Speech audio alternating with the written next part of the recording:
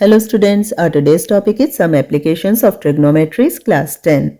In today's question, a 1.2 meter tall girl sports a balloon moving with the wind in a horizontal line at a height of 82.2 meter from the ground. एक 1.2 metre tall girl है जो हवा के साथ horizontal line में move करते हुए एक बलून को स्पॉट करती है और जिस टाइम वो स्पॉट करती है उस टाइम बलून का एंगल ऑफ एलिवेशन उसकी आईज के साथ होता है 60 डिग्री।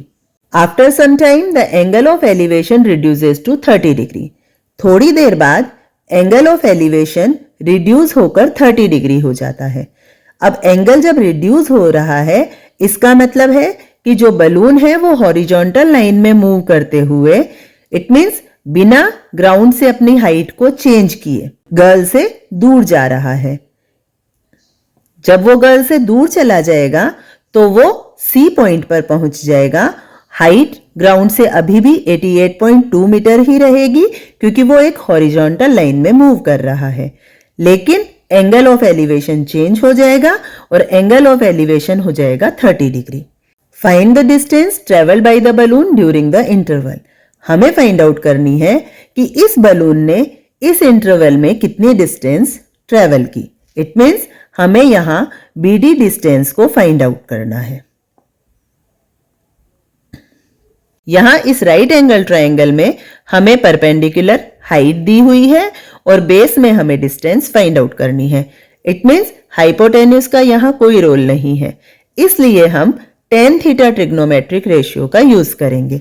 अब क्योंकि पहले जब वो गर्ल बलून को स्पॉट करती है तो एंगल ऑफ एलिवेशन उसकी आइज से होता है 60 डिग्री। बलून की ग्राउंड से हाइट 88.2 मीटर है और गर्ल की हाइट हमें 1.2 मीटर दी हुई है। अब जब हम एंगल ऑफ एलिवेशन उसकी आइज से लेते हैं इट मींस हमें यहां इसकी हाइट को ग्राउंड से बलून की हाइट में से कम करना होगा। तो हम 88.2 में से गर्ल की हाइट को कम कर देंगे और ये हाइट हो जाएगी 87 मीटर। जब हम tan थीटा में हाइट का यूज करेंगे उस समय हम 87 मीटर का ही यूज करेंगे क्योंकि हमें जो ट्रायंगल यूज करना है वो होगा AEB एंड AED और यहाँ AB height and CD height equal है जो है 87 मीटर। अब सबसे पहले हम ले लेते हैं tan 60 डिग्री। तो tan 60 डिग्री के एंगल के साथ जो ट्रायंगल है वो है AEB। तो यहाँ परपेंडिकुलर हो गई AB अपॉन बेस हो जाएगा BE। इसी तरह जब एंगल ऑफ एलिवेशन 30 डिग्री होगा तो tan 30 के लिए ट्रायंगल बनेगा CED। उस कंडीशन में परपेंडिकुलर हो गया CD और बेस ED।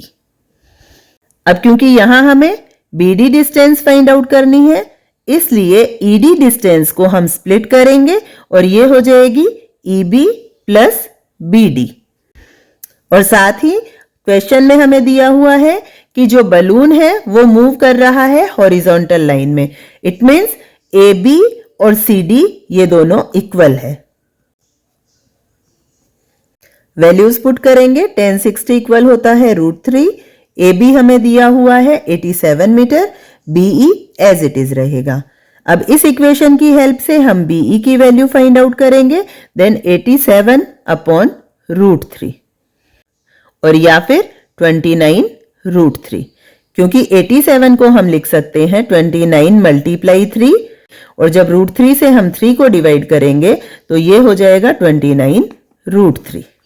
इसी तरह सेकेंड इक्वेशन में tan 30 की वैल्यू होती है 1 अपॉन √3 इक्वल CD की वैल्यू अगेन AB के इक्वल है देन 87 मीटर अपॉन ED को हम लिख सकते हैं EB plus BD। Again cross multiply करेंगे then EB plus BD equal 87√3।